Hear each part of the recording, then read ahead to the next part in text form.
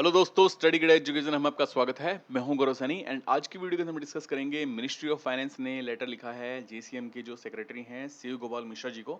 And ये letter है 10 जुलाई का।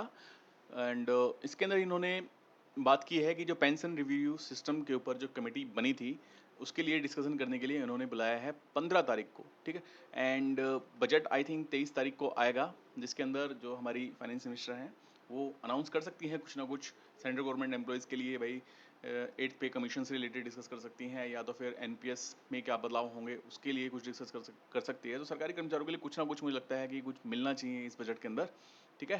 तो उन्होंने 15 तारीख को मीटिंग रखी है एंड इसके अंदर इन्होंने रेफरेंस दिया है कि 6 अप्रैल का जो लेटर था जिसके अंदर कमेटी फॉर्म करने के बारे में बताया था, ये लेटर है वो हम देखते हैं, इसको भी देख लेते हैं। देखो ये लेटर था 6 अप्रैल का जिसके अंदर सेटिंग ऑफ ए कमेटी, इसके अंदर जो कमेटी सेटअप करने की बात हो रही है and to review pension system for the government employees. अभी हमारा जो पेंशन सिस्टम कौन सा चल रहा है, एनपीएस चल रहा है 2004 से।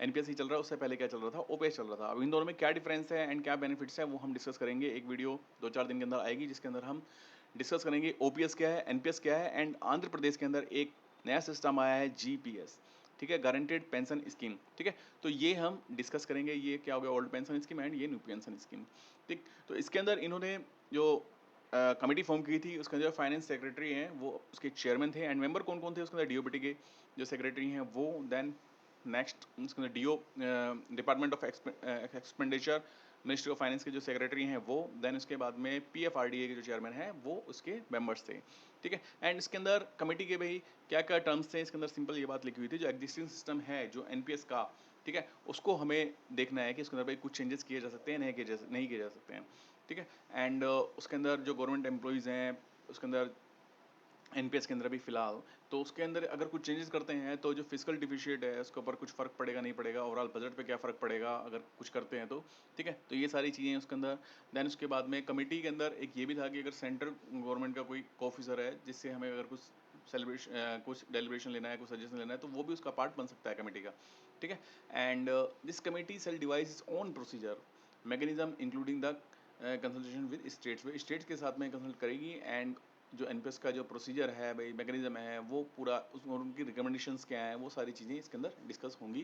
भाई एनपीएस के अंदर जैसे काफ़ी चीज़ें, भाई कंट्रीब्यूशन रहता है, गवर्नमेंट का कंट्रीब्यूशन रहता है, एम्प्लॉय का कंट्रीब्यूशन रहता है, गवर्नमेंट का 14%, एम्प्लॉय का 10%। देन उसके बाद में जब लास्ट में जब हमें एक फिक्स जो पेंशन है इसके अंदर मिलती नहीं है, जैसे कि ओपीएस के अंदर भाई 50% ऑफ जब हम रिटायर्ड होते हैं 50% जो लास्ट जो सैलरी रहती है उसकी मिलती ही है, लेकिन एनपीएस के अंदर ऐसा कुछ नहीं है।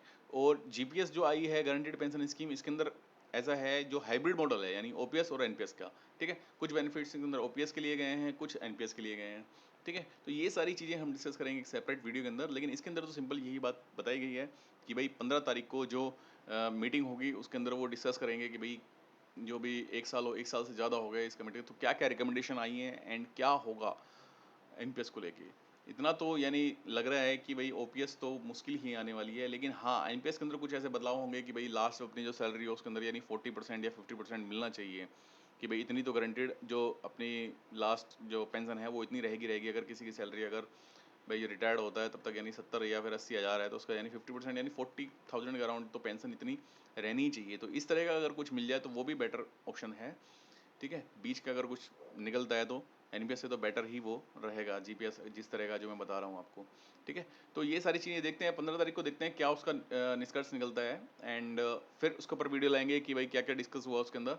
तो ये सारी चीज़ें आप देखने के लिए स्टडी गिडा को जरूर सब्सक्राइब करें, ताकि आपको जो करंट के जो अपडेट्स हैं एनपीएस को लेकर, ओपीएस को लेकर एंड जीपीएस को लेकर, और इससे पहले मेरी भी एनपीएस के ऊपर 1-2 वीडियोस हैं कि एनपीएस से आप जो पैसा है वो कैसे विड्रॉ कर सकते हैं। देन एनपीएस के अंदर आपको फंड मैनेजर जरूर चेंज करना चाहिए, क्योंकि उसके ऊपर आप जाके हायर रिटर्न्स पा सकते हैं, ठीक है। तो ये दोनों वीडियो देखना बिल्कुल ही ना भूलें। इससे पहले मेरी 8th पे कमीशन वाली वीडियो भी काफ़ी अच्छी वीडियो थी, उसको भी आप देखें कि भाई क्या क्या रिकमेंडेशन हैं, 8th पे कमीशन में फिटमेंट फैक्टर क्या होता है, उसको कैसे कैलकुलेट करते हैं, एंड अगर आया तो आपकी सैलरी में कितना इंक्रीज हो सकता है, ठीक है दोस्तों। तो please like share and subscribe our channel study गिडा। थैंक यू दोस्तों, बाय बाय।